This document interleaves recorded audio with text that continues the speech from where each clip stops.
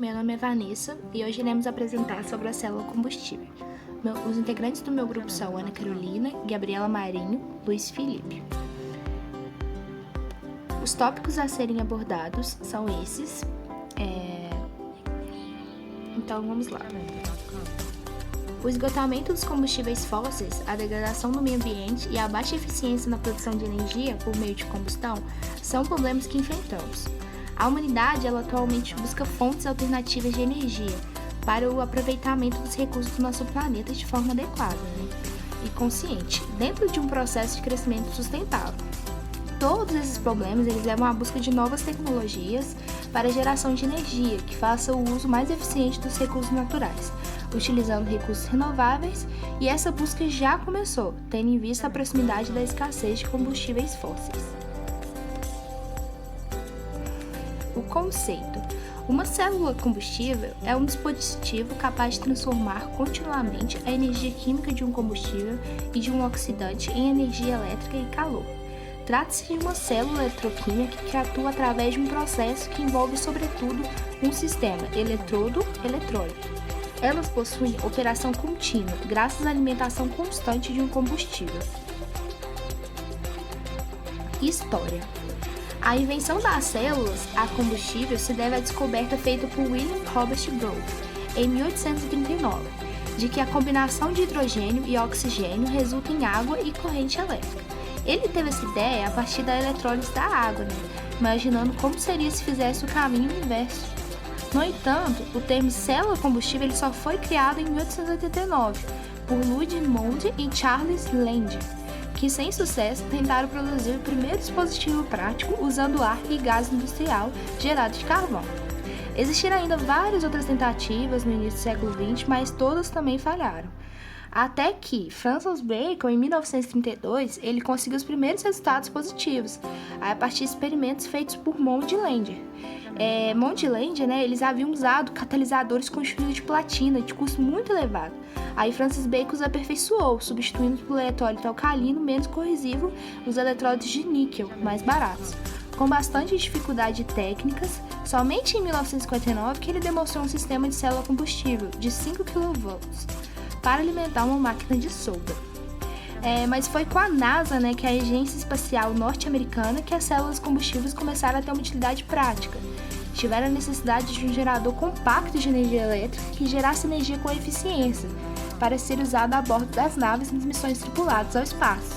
Então, ela optou pelas células a combustível.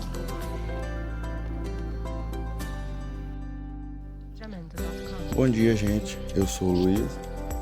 E bom, hoje eu vou falar da revisão e descrição do processo de produção de hidrogênio. Bom, o principal candidato a combustível do futuro, que é almejado pela ciência, é o hidrogênio, por ser muito mais viável do que os combustíveis atuais em termos energéticos.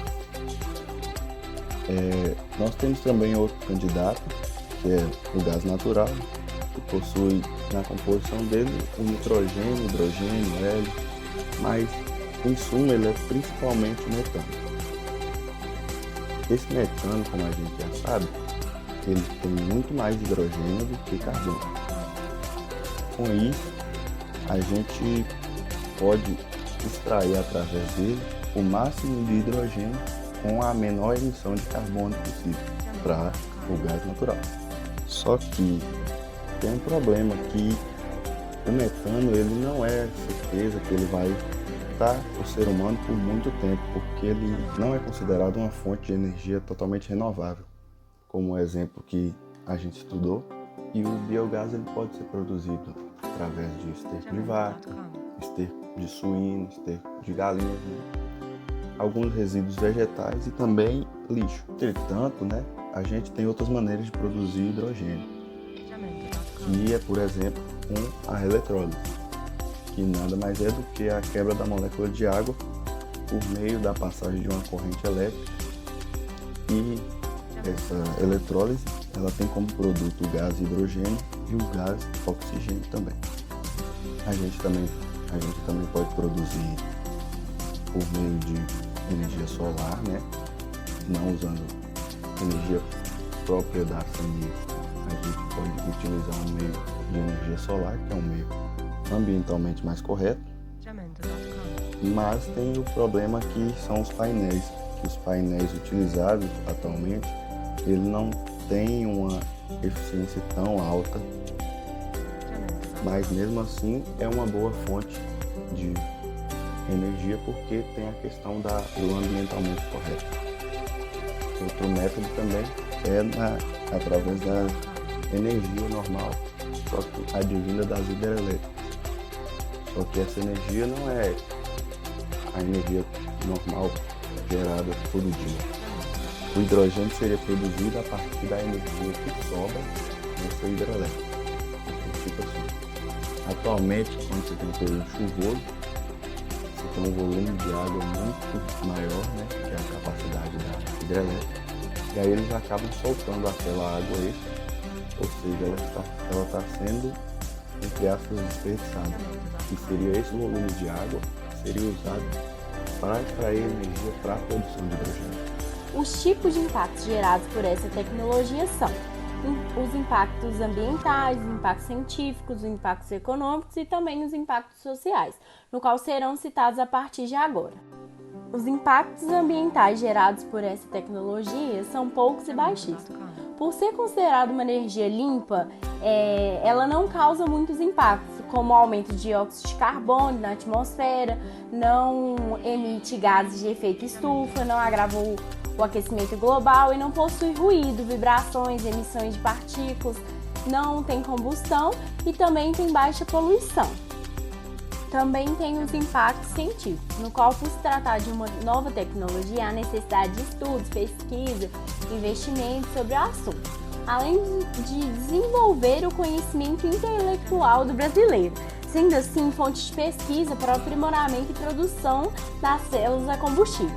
Para a tecnologia em especial, as pesquisas seriam para a utilização e fabricação de hidrogênio como combustível, também gerando motivação para as empresas, universidades, instituições que se dedicam nessa área.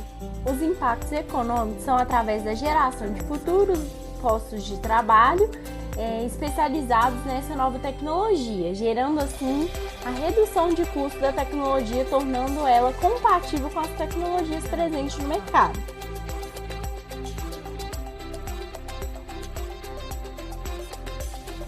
Nós temos também os impactos sociais, que acaba gerando mais empregos pela demanda da mão de obra qualificada.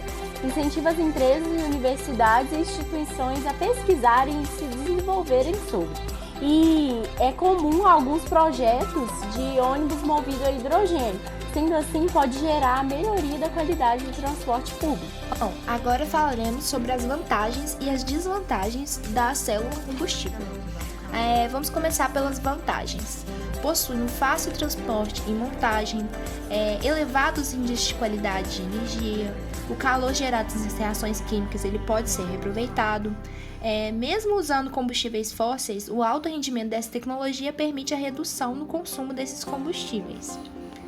Também temos transformação direta de energia química em elétrica, que acarreta menos perdas, inexistência de movimento mecânico, gerando confiabilidade, permite um funcionamento contínuo superior se comparado às outras fontes e simplicidade em relação ao princípio de funcionamento.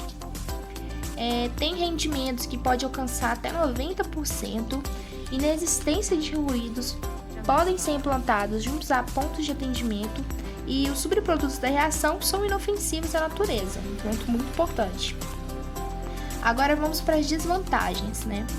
Ela possui um alto custo de implantação e de operação, também possui falta de infraestrutura para a produção, transporte e armazenamento do hidrogênio, o uso da platina, que é um metal muito caro e raro.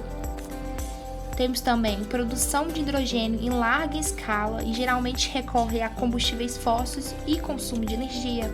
O combustível deve atingir um certo nível de pureza para não danificar os equipamentos da célula.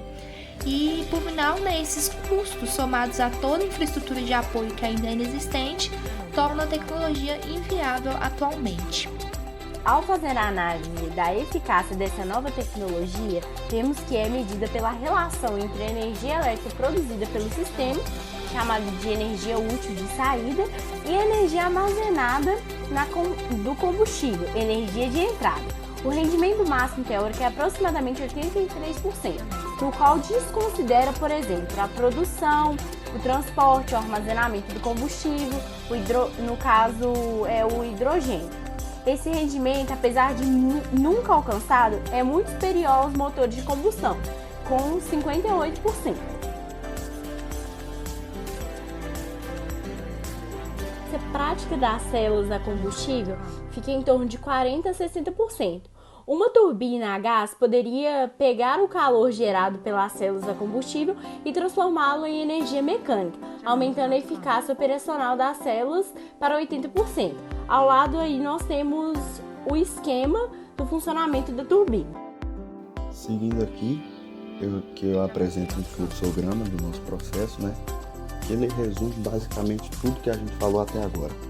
O que é uma célula de combustível, as suas vantagens e desvantagens, seu rendimento, tudo que a gente precisa saber, tudo que a gente falou até agora para uma célula de combustível está expresso aqui nesse fluxograma. E aí eu não vou falar detalhes por detalhes, porque a gente tem pouco tempo para isso. Aí depois você pode dar uma pausa no vídeo e ver tudo certinho. Então a aplicação que a gente tem em veículos é nas motocicletas também. A Xiaomi, ela anunciou o lançamento dessa motocicleta, que vai ser composta de uma célula de hidrogênio e também ela vai ser composta de eletricidade. Então ela vai ser movida por um sistema híbrido, custando em torno de R$60 mil e tem previsão de lançamento para 2023. Mas o que chama a atenção é o consumo dessa moto, que vai ser muito absurdo para os cidadãos de hoje, que é estimado uma média de 1 grama de hidrogênio por quilômetro que essa moto vai gastar para andar. Ou seja, é uma evolução muito grande no consumo de combustível. As células a combustível são usadas como fonte de energia. As células a combustível estacionárias são utilizadas como geração primária e backup em comércios, residências e indústrias. São fontes de energia muito úteis em locais remotos, como estações meteorológicas, grandes parques, centros de comunicações, zonas rurais e estações de pesquisa. São usadas também para naves espaciais e aplicações militares. Tudo isso é possível porque um sistema de células a hidrogênio é compacto e leve, além de não ter partes móveis. Temos também o programa piloto desenvolvido em Stuart Island, no estado de Washington, no qual painéis solares energizam um eletrolisador que produz hidrogênio. Este é armazenado em tanques e abastece uma célula a combustível, que alimenta uma ilha em dias de chuva. A ilha não é conectada à rede convencional. A ideia é usar a alta eficiência do sistema. Temos também a cogeração de energia, no qual se trata de sistema de células a combustível que combinam a geração de eletricidade e calor para casas, escritórios, prédios e indústrias. Esse sistema, em geral, pode atingir 85% de eficácia. Os mais utilizados são o ácido fosfórico, que podem gerar até 90% de eficácia. A desvantagem inclui o alto custo e a curta vida útil do equipamento. A utilização em casas de energia gerada pelo sistema de células a combustível está demonstrada na imagem ao lado. Para os carros, a gente tem como exemplo o carro da Toyota, que é o Toyota Mirai. É um exemplo ótimo de como os automóveis vão ser movidos ao nosso combustível do futuro, né? Porque o reabastecimento dele é de mais ou menos 5 minutos, você leva para você reabastecer o carro inteiro, e ele é reabastecido a cada 400 km. Ou seja, é rápido o reabastecimento e ele demora muito mais do que com o combustível normal. Além disso, o Toyota Mirai vai emitir 45% menos gases de efeito estufa comparado com nossos carros atuais, né? Mas o custo dele é um pouco elevado, gira em torno de $100 mil. A aplicação que a gente tem para a célula de hidrogênio é em ônibus também. Inclusive, o país pioneiro, né, a adotar uma frota inteira de ônibus movido a essas células de hidrogênio foi justamente o Brasil, que ele partiu desse projeto, né, dos ônibus brasileiros movidos a hidrogênio, e ele foi coordenado pelo MTU de São Paulo. Outras aplicações são, por exemplo, aviões, barcos, submarinos, sistemas portáteis. Como na primeira imagem nós temos o primeiro barco movido a hidrogênio certificado no mundo, e na segunda imagem nós temos essa balsa, que é uma balsa gigante movida a hidrogênio, que pode ser o primeiro navio de carga no mundo a utilizar uma fonte de energia limpa como único combustível. O barco foi projetado pela Companhia Francesa de Transportes Fluviais, tendo sua possibilidade de ser navegado, né, no final deste ano de 2021 na França. Ao pesquisar, eu não consegui encontrar uma legislação consistente sobre essa produção de células de combustível de hidrogênio. Mas eu entendo que é porque é um processo que ainda está em implantação e essas legislações só vão surgir quando os projetos começarem a ultrapassar algumas barreiras que impedem a implantação desses projetos, como a armazenagem segura do hidrogênio, principalmente. Bom, agora falando sobre a conclusão, né? Vimos que as possíveis frentes da aplicação da célula combustível elas se apresentam limitadas, sendo a sustentabilidade econômica um passo extremamente importante para que se consagre a grande virada da substituição do uso dos combustíveis fósseis para o uso dos chamados combustíveis limpos, né? Que satisfazem justamente as necessidades energéticas e ambientais. Portanto, o movimento em favor de uma economia baseada no hidrogênio e não mais no petróleo. Uma nova infraestrutura de produção, armazenamento, distribuição e transporte e uso da energia deverá surgir como forma de distanciar o mundo de um regime energético baseado em combustíveis fósseis, limitando assim as emissões de CO2 e apenas 2 vezes o nível pré-industrial. Minimizaremos também os efeitos do aquecimento global em todo o planeta e geramos energia de uma forma mais segura e eficiente. Bom, aqui também temos as nossas referências bibliográficas e aqui também. Muito obrigada pela atenção.